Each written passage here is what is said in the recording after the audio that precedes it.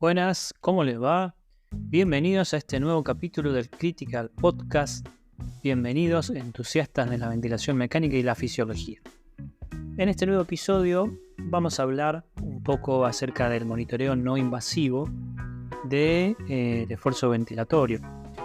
Hicimos el camino inverso, ¿no? Veníamos hablando de los monitoreos avanzados de la ventilación mecánica, donde tocamos un poco temas como la ecografía. Hablamos de la tomografía por impedancia, hablamos de la materia esofágica, hablamos de la capnografía. En el medio hubo un bonus track acerca del lado oscuro de la PIP, que fue muy bien recibido y les agradezco por todas las reproducciones que ha tenido ese episodio. Pero bueno, ahora el tema que nos toca o que me gustaría hablar es este monitoreo no invasivo. El monitoreo no invasivo está enfocado a utilizar las herramientas que nos provee el ventilador mecánico, en este caso, donde podemos abordar diferentes cuestiones, ¿no? Podemos utilizar las variables que nos ofrece el ventilador, como les decía, las curvas, tanto de presión como de flujo y volumen, como así también algunas maniobras que vamos a ir charlando. En un principio, el monitoreo no invasivo vamos a enfocarlo hacia la situación del sistema respiratorio, ¿sí? Cuando hay variaciones, por ejemplo, de la elastancia, lo podemos ir viendo tanto en la curva de presión como en la curva de flujo en diferentes modos. En el modo controlado por volumen vamos a ver las modificaciones tanto del componente elástico como el componente resistivo en la curva de presión, ¿sí? Vamos a evaluar, por ejemplo, el delta pico-plató, que es una de las variables que nos va a mostrar los cambios de la resistencia, ¿sí? O la variación de la elastancia también. Por otro lado, vamos a ver cambios en la curva de flujo cuando estamos en un modo controlado por presión. En este caso, las modificaciones del flujo van a obedecer a caídas principalmente de este flujo, ¿no? O variabilidades. Otra cuestión que podemos ir observando es cuando hablamos del trabajo respiratorio. Cuando hablamos de trabajo respiratorio, por ejemplo, en un modo controlado por volumen, lo que nosotros vamos a observar en la curva es justamente una caída de la presión a nivel de la variable de límite, ¿no es cierto?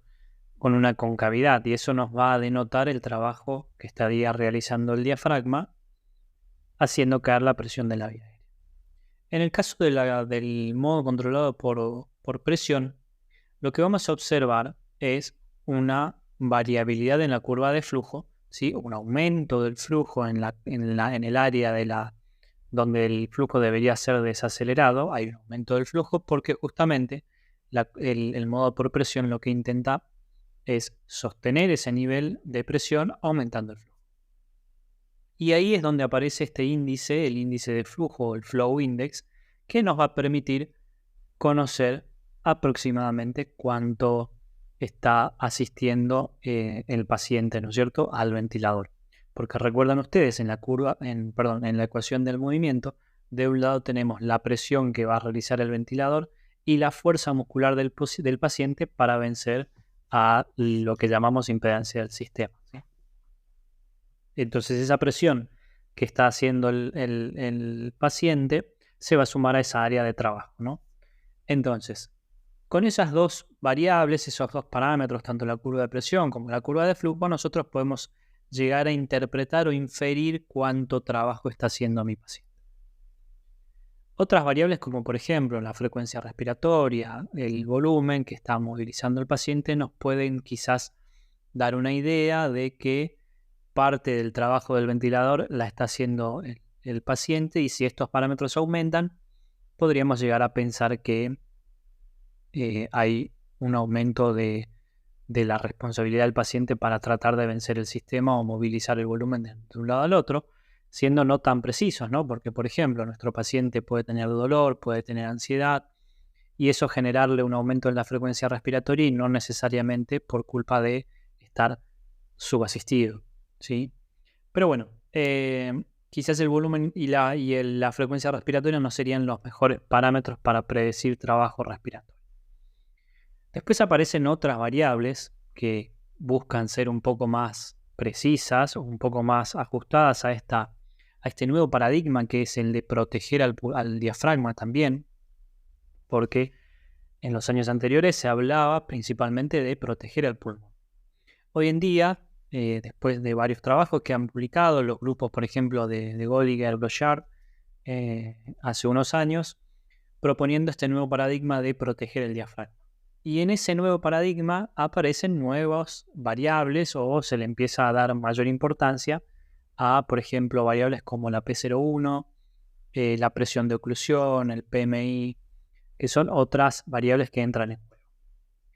La presión, la P01, la que históricamente los ventiladores tienen disponibles, digamos, es una variable que va a interpretar la actividad del drive del paciente. ¿Sí? Está concebida para hacer una oclusión por parte del ventilador en 100 milisegundos. En ese tiempo creemos que, o se sabe en realidad, que el paciente no es consciente, por ende esta medición garantiza que estamos midiendo la presión que genera el drive ventilatorio. ¿Sí? Al haber un drive ventilatorio muy elevado, o sea, una alta necesidad de volumen o de flujo, esta P01 va a ser elevada, o sea, va a ser muy negativa, ¿sí? Sin que entre la conciencia en el medio. Hay diferentes valores que podemos establecer o que la bibliografía propone, ¿sí? Entre 0 y -3, -4, serían un drive dentro de valores aceptables, pero algunos estudios últimamente del año pasado, el año pasado del grupo holandés de Jochems y compañía, han observado que quizá la P01 es más fiable para detectar pacientes con bajo drive, ¿sí? Más cercanos a cero. Otra de las variables que han aparecido también en los últimos años es esta presión de oclusión, ¿no? El PIOC o el delta POC, que es una presión que se genera en la vía aérea después de una oclusión expiratoria, ¿no? El operador lo que hace es termina el ciclo inspiratorio y realiza una pausa expiratoria y el ventilador sensa esa caída de presión. Dependiendo del ventilador que tengamos, es hacer la diferencia con la PIP que esté seteada, o si el ventilador ya arroja el valor acorde, el valor del delta de oclusión, tendríamos que hacer un cálculo, además de este delta de presión, por 0,75 para alcanzar el valor estimado de presión muscular. Una presión muscular que debería estar entre 7 y 15, 7 y 12, como para establecer un trabajo respiratorio adecuado, ¿sí? Un trabajo respiratorio que no es injuriante, tanto de sobreasistencia o subasistencia, si es menor que esta presión muscular que estamos midiendo. Establecemos un valor de sobreasistencia. Si la presión muscular es por encima de ese valor, vamos a decir que el paciente está siendo subasistido y potencialmente es injuriante para el diafragma. Es una maniobra relativamente fácil de hacer.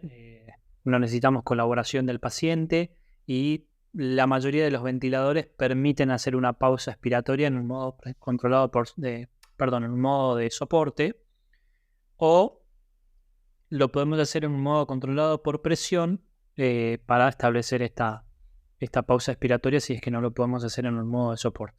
La otra alternativa es realizar la maniobra de NIF, que algunos ventiladores lo permiten, por ejemplo el Puritan Bennett, en presión de soporte a realizar un NIF, y ahí obtenemos el delta la presión negativa que realiza el paciente en ese momento. Quizás hay alguna discrepancia o algún escosor con hacerlo de esta manera, pero lo podemos utilizar. La otra maniobra o posibilidad que tenemos de medir el esfuerzo o inferir el esfuerzo inspiratorio es haciendo la pausa, la PMI, ¿no? Es una pausa inspiratoria como una especie de plató que al demostrar esta relajación de los músculos inspiratorios, va a haber un sobresalto en la presión que nos va a denotar este trabajo muscular que estaba haciendo el paciente. Otra vez una PMI entre 5 y 6 se ha establecido como el valor estándar o que debemos considerar que el paciente está haciendo un trabajo acorde. Pero de nuevo tenemos quizá la dificultad que algunos ventiladores no nos permiten hacer esta pausa inspiratoria en un modo espontáneo. No todos lo pueden hacer. Y lo otro que tenemos que tener en cuenta en este caso, en esta medición, es que la actividad del paciente, es objetivar realmente que el paciente no está haciendo actividad post-inspiratoria, por ejemplo, una contracción de los abdominales, o que haya alguna variabilidad, o que haga una nueva inspiración durante la maniobra de pausado, de oclusión, que nos pueda alterar el valor obtenido, ¿no?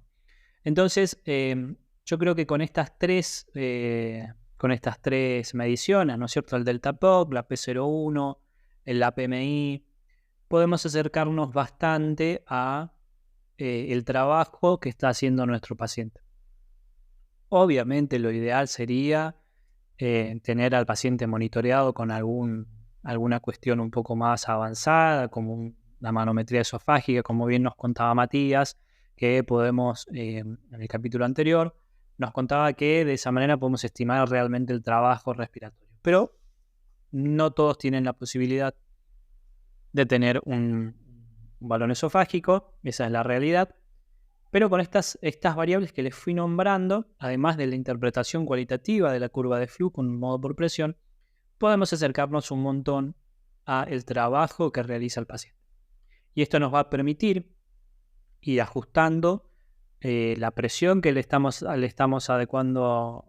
administrando, a nuestro paciente, para acercarnos a esos parámetros de protección diafragmática que tanto hoy se pregonan en la actualidad, para obviamente sacar antes al paciente del ventilador, limitar la lesión diafragmática y evitar que nuestro paciente esté muchos días en la terapia intensiva. Teniendo en cuenta estos parámetros y monitoreando adecuadamente al paciente en ventilación espontánea, estoy seguro de que vamos a lograr grandes resultados con nuestros pacientes. Siempre le podemos sumar a la ecografía. Ustedes saben que es una herramienta que a mí me gusta mucho, que la recomiendo y que creo que todos deberíamos saber hacer una ecografía del diafragma. Si podemos monitorear el diafragma, a la vez que monitoreamos estas presiones, las presiones, la P01 y todo lo que recién comentamos, sin duda vamos a tener un panorama más amplio, ¿sí?, del soporte que estamos administrando y del trabajo que está realizando nuestro paciente. Tendríamos que hacer un capítulo aparte para hablar de los modos proporcionales, como el PAP, ¿sí?, que ustedes saben que nos va arrojando constantemente el trabajo que va haciendo el paciente ciclo a ciclo, con una barra en la pantalla del ventilador, y eso nos va guiando bastante. Bueno, podemos hacer otros cálculos con el PAP, como la PEMUS directamente, podemos calcular el PTP, que el producto de presión-tiempo que va realizando el diafragma, y eso obviamente nos acerca más a este monitoreo. Pero eso podemos dejarlo por un capítulo aparte, porque podemos hablar del modo en sí. Sabemos que esa alternativa no está disponible en todos los ventiladores, en todas las terapias, pero podemos hacer un capítulo aparte. Bueno, con esto un breve acercamiento acerca del monitoreo no invasivo. Creo que es sumamente importante que todos tengamos conocimiento acerca del tema y que podamos utilizarlo en el día a día con nuestros pacientes. Bueno, entusiastas de la ventilación mecánica y la fisiología respiratoria, espero que les haya servido o por lo menos despertado curiosidad con respecto a estos métodos. Estoy abierto a comentarios, a sugerencias de otros temas, a preguntas acerca de estos que fui comentando hoy, de los capítulos anteriores. Así que bueno, les agradezco nuevamente por estar ahí, por escuchar y por recomendar el Critical Podcast. Nos vemos la próxima.